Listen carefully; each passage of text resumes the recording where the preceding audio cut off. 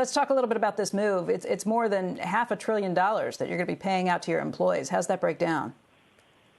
It is. It's an extraordinary effort we're seeing our associates all across the country put forward to help serve customers during this national crisis. And so we felt it was important to recognize that work that they're doing. So there will be, it's two big components. One is for hourly associates in our stores, supply chain, and corporate office will receive a special bonus, a $300 bonus for full-time hourly associates and $150 for part-time associates, and that will get paid out on April 2nd.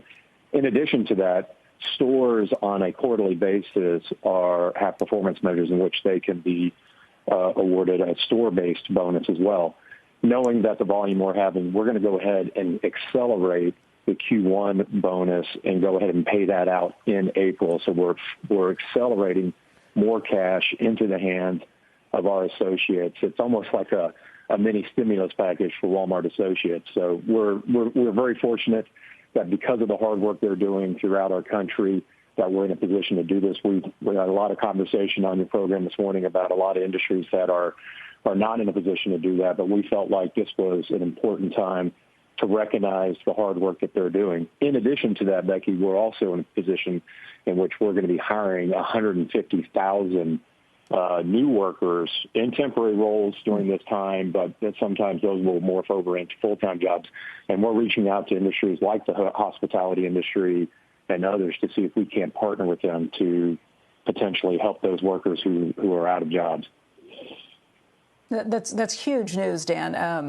Corporations really stepping up and taking the lead in a situation like this. Walmart's already the largest employer, I think, in the world outside of maybe the federal government and the Chinese army. How many employees do you have? Here in the United States, we have over 1.3 million, over 2.1 million globally. So it is a large workforce. We've had experience with the virus already in China with our workforce there, which has given us some key insights and learnings from our stores over there. But here in the United States, the 1.3 million employees we have are just performing Herculean efforts, not only in stores, but also our supply chain and the distribution centers and fulfillment centers. As you've talked to the head of Cisco and others, the supply chain is under strain. It's holding up. It is performing at an extraordinary levels right now, and it's important that we recognize those workers in those distribution centers as well. I guess it's at different stages in different parts of the country, but what do you see in terms of store shelves? Are they stocked? Are they supplied? And where are places where it's a little tougher?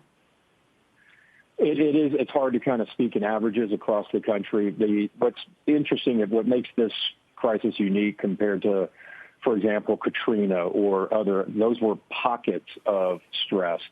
To have the entire system under stress, and particularly obviously when you think about communities and parts of the country that are going on further lockdown like we're hearing, there's going to be more pressure in those parts of the country. But we're feeling it pretty evenly across the country when it comes to the supply chain. At the same time, we are able to, the supply chain is working. I think as other retailers would say, we'd urge patience for our customers. We have the product, recognizing that it is in challenging times. And so obviously we've reduced store hours and have closed stores overnight. We're typically a store that stays open 24/7, but the ability to shut down that store at night, to restock, to clean the stores and do those things to be able to serve our customers on a daily basis is something we'll continue to do. But right now, I would say I wouldn't want to point out one part of the country over another. I will say that it's gone in phases. The early phase of this process, or several days ago, it was more about cleaning products and those things. But as shelter-in-place news and those types of comments are out in the public, it's shifted a lot to food. And obviously with restaurants shutting down, the pressure on the food part of our business is feeling it right now, but it's one in which we're able to meet those demands. Andrew has a question too. Andrew? Hey, Dan, I just wanted to sort of get your thoughts and hear about the experience working with employees. As you know, so many people whose schools are now shuttered. I imagine their employees either calling in sick themselves. Hopefully they're not positive, or they're just trying to figure out how to work with their work under these new circumstances. what kind of strain that's putting on you, and also sort of longer term, what kind of steps the company and other companies are going to have to take to screen employees in the morning. We were talking to a CEO in the last hour about taking temperatures and things like that. That's already happening in China and South Korea and elsewhere. And what kind of investments and thought you have around what that's all going to look like over the next several weeks and months? It's a great question, Andrew, and it's one in which all companies are grappling with. I think the first phase of this is people are adjusting their PTO policies, which is something we did as well. Obviously, you don't want any worker who feels either having symptoms, obviously, but even feels uncomfortable coming into the workplace. We want to make sure they understand the flexibility that companies like Walmart are providing when it comes to PTO. In addition to that, though, you're right.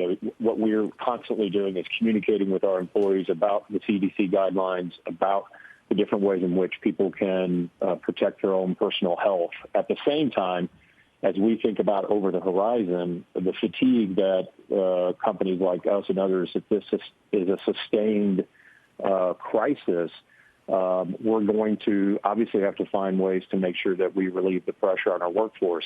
The hiring of 150,000 new employees is one way in which we can take pressure off. Reducing store hours is another way in which we can take the pressure off of our workforce. But this is a dynamic process, and as we look at how this is going to play out over a period of weeks, if not months, this is uncharted territory.